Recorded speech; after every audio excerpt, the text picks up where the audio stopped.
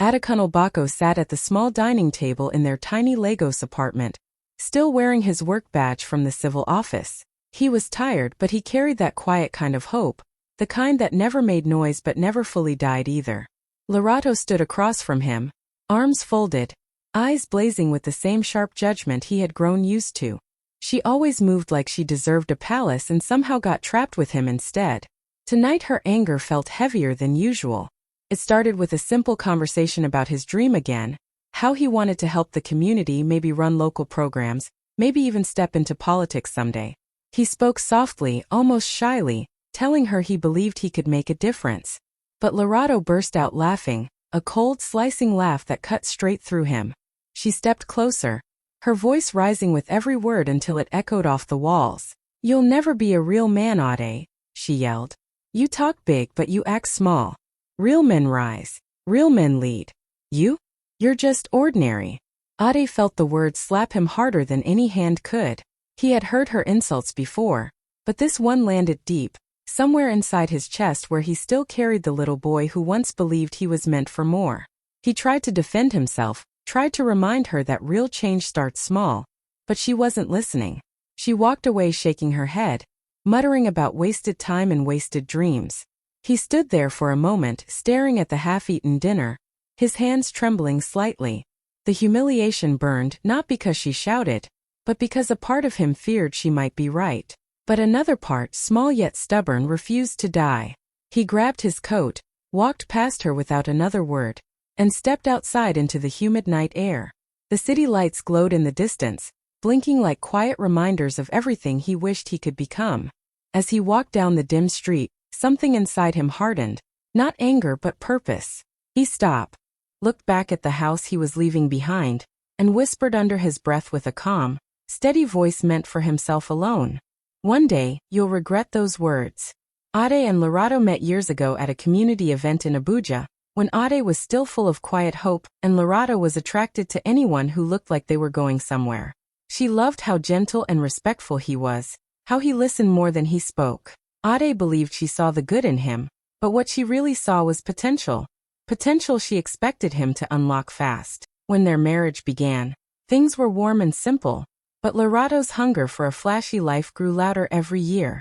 She wanted status, luxury, influence. She wanted the kind of life where people whispered her name with admiration. Ade, on the other hand, dreamed of public service. He wanted to help people, fix broken systems, and someday lead his community. But he had no money, no political ties, no family influence. All he had was a dream, and Lerato had no patience for dreams that didn't bring instant results. Whenever Ade talked about community projects or policies, she rolled her eyes and told him dreams don't pay bills. Kwesi Mensah, Ade's best friend since childhood, was the only person who encouraged him. Where Lerato saw weakness, Kwesi saw heart. He reminded Ade that leadership wasn't about wealth, it was about character. Kwesi pushed him to stay focused, telling him that slow progress was still progress. Ade always felt lighter around him, like he wasn't foolish for wanting more for his people. But inside the marriage, cracks kept widening. Lerato started attending events with wealthy businessmen, staying out late, taking pictures with politicians and tagging them online as if she belonged in their world. She flirted openly with influential men, brushing it off as networking. Whenever Ade questioned it, she laughed and said he was insecure because he didn't match up to real leaders. In public, she belittled him, without hesitation. At gatherings, she joked about his low salary, talked about his small dreams, and made him feel invisible. People noticed the shift, how she walked ahead of him, how she spoke to him like a burden instead of a partner. Ade kept trying to fix things, but it was clear the woman he married was no longer the woman standing beside him. The more she chased status, the more she pushed him out of her world, leaving him feeling smaller each day. The breaking point came one Saturday evening at a big family gathering in Lerato's uncle's mansion. The place was filled with expensive perfumes, loud laughter, and people who measured worth by cars, clothing, and connections. Ade didn't like such environments, but he went because he wanted to keep some peace. He sat quietly beside Lerato while her wealthy cousins talked about politics and new business ventures. Ade only listened, not wanting to embarrass himself. Then one of the cousins asked casually, Ade, didn't you once say you wanted to run for mayor someday? He said it politely, but before Ade could answer, Lerato burst out laughing, too loudly, too dramatically. Everyone turned to look at her. She wiped her eyes as if she had heard the funniest joke in the world. A mayor? Ade, she said, still laughing. He can't even fix a broken gate at home. Please don't make me choke. The room filled with awkward smiles, some people trying not to laugh, others looking away. Ade felt a burning heat crawl up his neck. He wasn't angry at the joke. He was angry at the disrespect, at the way she took every chance to make him small. Lerato leaned back, still smirking, acting as if she had simply stated a truth. No one defended him, not even her parents. Ade sat there feeling something inside him tighten, then snap quietly, like a rope that had been pulled for too long. He didn't speak for the rest of the night. He watched Lerato glow in the attention of people she desperately wanted validation from.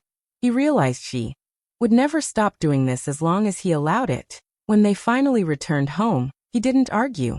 He just looked at her once, really looked, and knew this was the last time he'd let her treat him like a joke. The next day he met Kwesi at a roadside cafe.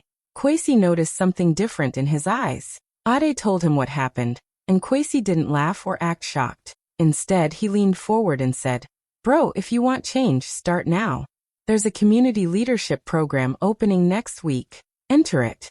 Ade nodded slowly. For the first time, the decision felt solid. He wasn't doing it to impress Lerato anymore. He was doing it because he refused to live small another day. Ade began quietly, without telling Lerato or anyone else what he planned. He walked through the streets of his neighborhood and noticed problems people had accepted as normal. Broken lights, blocked gutters, unsafe walkways. Instead of complaining, he started fixing what he could. He borrowed a ladder from a neighbor and repaired old streetlights so children could walk safely at night. He helped vendors rearrange their stalls so customers had space to move. He organized small weekend cleanups, gathering young people and elders who were tired of living in neglect. That's how he met Mama Chica, the loud but warm-hearted food seller who called him, "my son," after he helped her repair her stall roof. Deo Aramu, a teenager usually ignored by adults, joined Ade every weekend, excited to feel useful. And Nandi Okoro, a soft-spoken schoolteacher, praised Ade for doing what leaders had ignored for years. Slowly, people started greeting him with respect. They saw him not as a clerk, but as someone who genuinely cared. Then came the moment that changed everything. One rainy evening, the streets flooded badly, trapping people inside their homes. Ade went out with a rope, pulling trapped children and elderly neighbors through the rising water. Someone recorded him carrying an old man on his back to safety. By morning, the video was everywhere: Facebook, WhatsApp, TikTok. People began calling him the man who doesn't wait for permission to help. Local activists reached out the same week. They invited him to join a meeting and urged him to run for city council, saying the city needed people like him. Ade listened quietly, surprised but encouraged. For the first time, he felt his dream wasn't foolish. When he returned home that night, he expected Lerato to be proud. But she only laughed. She sat on the couch scrolling through her phone, shaking her head. "You? A politician?" she said. "Don't fool yourself, Ade. Real men lead. You're just a follower who helps people for free." Her words stung, but this time they didn't break him. The community had seen something in him she refused to see. For the first time, her voice wasn't the loudest one in his life. Ade packed his small suitcase quietly one morning, taking only clothes, documents, and the little money he had saved. Lerato didn't argue or ask him to stay. She simply watched from the doorway with a bored expression, as if she was waiting for him to realize he couldn't survive without her. "Go if you want," she said. "You'll be back when reality hits you." Her confidence in his failure was almost casual. Ade didn't reply. He just walked out, feeling lighter than he had in years. He moved into a small room behind a mechanic shop owned by a friend of Kwesi's. It wasn't comfortable, but it gave him peace. With Kwesi's encouragement, Ade threw himself into training. He attended workshops on public speaking, learning how to talk with confidence instead of fear. He joined debate groups where people challenged him, forcing him to think fast and speak boldly. Every evening, he sat under a single bulb and read books about policy, leadership, and development, determined to understand the problems he wanted to solve. During one of these sessions, he met Chief Obinna, a respected retired political strategist known for shaping leaders across the region. The chief saw something in Ade that others overlooked: honesty, discipline, and heart. He offered to mentor him, teaching him how to communicate with crowds, handle critics, and stay steady under pressure. Ade listened to every word, absorbing lessons like a sponge. Soon, Ade began street campaigns. He walked through markets, shook hands with strangers, listened to their complaints, and offered real solutions. His voice grew stronger, his posture straighter. People started recognizing him and greeting him warmly. Children ran after him, calling his name. Vendors paused their work to clap when he passed. In just a few months, the quiet clerk had become a rising voice. Videos of his speeches spread online. Residents chanted "Ade, Ade, Ade" during his rallies. His confidence shone so brightly that even people who once ignored him now stood to listen. And far away in her polished apartment, Lorado saw the changes too. At first she dismissed it, but as the crowds grew and his name appeared everywhere, she felt something unexpected: surprise. The man she once belittled was becoming someone she could no longer control or predict. Ade's rise didn't go unnoticed. As his popularity grew, so did the number of people who wanted him stopped. His main rival, McKenna Thabitai, was a loud, confident politician backed by wealthy businessmen who controlled half the city. McKenna had money, posters, billboards, and powerful connections. Ade only had the people, and that made McKenna nervous. A man with genuine support was harder to buy or silence. Soon the attacks began. At first, they spread small rumors online, claims that Ade had stolen government funds, that he was faking his community work, that he had secret sponsors. None of it was true, but lies travel fast. Then came bribery attempts. Strange men approached him offering money to withdraw his candidacy. They promised him a job, a car, even an apartment. Ade refused every offer, knowing it was a trap. When bribes failed, intimidation followed. Men in dark cars parked outside his small room late at night. Anonymous calls warned him to quit before things got ugly. Kwesi insisted on staying close to him, refusing to let him walk home alone after rallies. Even Chief Obinna told him to stay alert. Politics could be dangerous, especially when powerful people felt threatened. But the worst came one rainy night. Ade's campaign office, just a small rented shop, was attacked. Men broke the windows, destroyed chairs, tore posters off the walls, and set fire to campaign flyers. Volunteers who were inside barely escaped. By the time Ade arrived, the place he had built with so much hope was in ruins, water dripping through the busted roof. For a moment, he felt fear rising in his chest. This wasn't just politics anymore. It was war. McKenna's people wanted him scared, silent, defeated. But standing in the middle of the wreckage, soaked from the rain, Ade spoke quietly but firmly to everyone gathered around him. "If I want to be a real man, I must stand when others fall." His words spread quickly. By the next morning, the entire community showed up. Youths cleaned the floors, women brought food, men repaired broken windows. Donations poured in to rebuild the office. People stood outside chanting his name, louder than ever. McKenna had tried to break him, but instead he made Ade stronger, because now the community wasn't just supporting him. They were fighting with him. The day of the debate felt like the whole city had paused. People crowded around radios, TVs, and phone screens, waiting to see if Ade could truly stand against McKenna Thabitai, the man with wealth, power, and a practiced political voice. Ade arrived quietly, dressed in a simple shirt and jacket, while McKenna entered surrounded by cameras and bodyguards. Everyone expected McKenna to dominate. Ade was the underdog, the nobody, who came from the streets. But when the microphones switched on, everything changed. McKenna started strong, speaking loudly, throwing big promises around, trying to intimidate Ade with confidence. He mocked him indirectly, saying leadership required real experience, not community charity work. The audience clapped politely, but Ade didn't flinch. When it was his turn, he stepped forward calmly, eyes steady, voice firm. He spoke not with noise but with truth, facts about the city's problems, statistics he memorized, stories from people he had personally helped.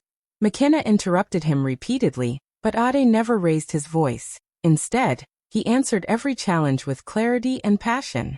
When McKenna bragged about his investors, Ade responded, "The people are my only investors, and they're the ones who matter." The hall grew quiet. Even the moderators looked surprised. Then came the moment that shook the city. McKenna tried to overpower him by yelling over his words, insisting leadership meant being tough and loud. Ade looked straight at him and said, "Leadership is not loudness, it is responsibility." The line hit the room like thunder. People gasped. Someone in the audience stood up and clapped. Within seconds, the whole hall erupted in cheers. Phones shot into the air. The quote spread online instantly. Hashtags formed. Memes appeared. Clips traveled across the country within hours. Ade had just delivered the biggest political moment of the year. And far away, in her apartment, Lorado sat frozen on the couch, watching the man she once called useless winning the crowd with confidence she never believed he had. She saw thousands cheering his name, saw McKenna sweating and stumbling, saw Ade standing tall like someone who had finally stepped into the life he always deserved. For the first time, she realized she no longer recognized the man on the screen, because he had become everything she said he could never be. Election day arrived with a strange tension in the air, the kind that made people whisper instead of speak normally. For early morning, long queues formed at the polling stations. Some people brought stools, others brought water, determined not to leave no matter how long it took. Ade walked quietly between stations, greeting voters, thanking them, reminding them to stay peaceful. He felt nervous, but he also felt a deep calm. Whatever happened, he had given everything. Then the problems started. Power outages hit several polling centers right when people were about to vote. Machines stopped working. Lines froze. Some officials tried to delay the process, pretending they were waiting for instructions. Rumors spread that certain groups were trying to block votes from areas that supported Ade. People grew restless, but the community refused to be pushed aside. Young men and women stood guard at polling stations, using their phone lights to help elder voters find their way. Market women formed protective circles around ballot boxes. Teachers and students monitored every move of the election workers. Even Mama Chica brought food to keep people from leaving their places in line. Everyone had the same message: we won't let anyone steal this election. Hours passed. The sun went down. Rain threatened. Still the people stayed. By midnight, votes were being counted with crowds watching closely, recording everything. Every time a ballot with Ade's name came up, cheers erupted softly. McKenna's supporters tried to disrupt the process, but the community stood firm, refusing to let chaos in. Finally, near dawn, the official results were announced. Adekunle Bako had won by a historic margin, more votes than any candidate had ever achieved in the city's history. For a moment, there was silence, as if people needed time to believe it. Then the city exploded. Fireworks shot into the sky. Drums echoed. People danced in the streets shouting, "Our mayor! Our mayor!" Cars honked non-stop. Children ran around waving makeshift flags. Ade was taken to the city hall, where he stepped onto the balcony for the first time. Below him, a massive crowd stretched as far as he could see. They chanted his name over and over. "Mayor Ade! Mayor Ade!" He stood there, humbled and emotional, realizing this was not just his victory. It was the victory of every person who believed a quiet man could rise. Weeks after the election, Ade was settling into his new life as mayor. The office was busy, calls, meetings, planning city projects, but one quiet afternoon, Lorado walked in. She wore her usual polished style, perfectly put together, but there was something different in her eyes, a mixture of hesitation and curiosity. She paused at the doorway, taking in the scene. Assistants moving quickly, volunteers greeting him warmly, and Ade himself standing tall, calm, in full command. She approached slowly, her voice soft, almost seductive. "Ade, I wanted to see you," she said, smiling as if nothing had ever happened. I was wrong before. I didn't understand you." She tried to laugh lightly, brushing her hair back, hoping to regain the charm that once distracted him. "You've really become something, haven't you?" Her eyes flicked around the room, clearly impressed by the busy staff and the respect people showed him. Ade didn't step back or raise his voice. He watched her carefully, recognizing the same woman who had mocked him for years, now trying to rewrite the past with soft words and a smile. Lorado leaned closer, lowering her voice to a whisper. Ade, you are a real man now. I see it. I want us to. She paused, searching his expression for any sign of warmth. Ade finally spoke, calm, steady, and unshakable. No, Lorato, he said softly but firmly. I was a real man long before this, long before you noticed. You just never cared to see it. Her eyes widened, and her lips parted slightly in surprise. For the first time, the words she once mocked him with were now ones she couldn't undo. Ade turned, his coat brushing past her as he walked toward the door to attend another meeting. His posture was composed, confident, completely unaffected by her presence. Lorato stood frozen, watching him go, realizing that the man she had dismissed for so long had grown into someone she could no longer control or influence. The office hummed around her, staff and volunteers moving with purpose. But for her, time seemed to stop. Ade had moved on. He didn't need her validation, her approval, or her presence. She had come back too late, and he had already become the man he was always meant to be. After weeks in office, Ade wasted no time. He launched youth programs to train young people in skills they could use to earn a living. He organized mentorship sessions, sports leagues, and small grants for entrepreneurs. Roads and transport systems that had long been ignored were repaired, potholes filled, streetlights fixed, and buses upgraded for safer travel. Ade also began rooting out corruption, investigating officials who had stolen from the city, and introducing transparency measures so every citizen could see where funds went. People noticed the difference immediately. The city felt alive again. The community responded with energy and gratitude. Streets buzzed with celebrations every evening. Children running safely on clean roads, market vendors smiling as they worked under repaired stalls, and young people joining skill workshops with hope in their eyes. Mama Chica brought snacks for volunteers rebuilding public spaces. Deo Aramu, once a shy teen, now led youth groups. Nandi Okoro taught civic classes. The people's pride and admiration for Ade grew daily, and it was clear they trusted him not just as a mayor, but as a leader who genuinely cared. Ade stood at City Hall one evening, side by side with Kwesi, his lifelong friend who had believed in him when no one else did, and Chief Obinna, his mentor who had taught him to navigate politics with integrity. They watched the city below, lights flickering on as the sun set. The streets that once echoed despair now hummed with life, a symbol of transformation and progress. Ade turned to them and spoke quietly, not for the cameras or the headlines, but for anyone listening. The world doesn't decide whether you're a real man. You decide when you refuse to stay small. His words carried weight because they were proven by action, by struggle, and by victory. The city lights shone bright, reflecting on the river, the roads, the buildings, and the people.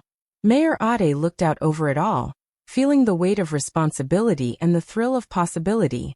He had started as a quiet clerk, underestimated and belittled, and now he was a symbol of hope, courage, and change. The city, once heavy with neglect, now pulsed with opportunity.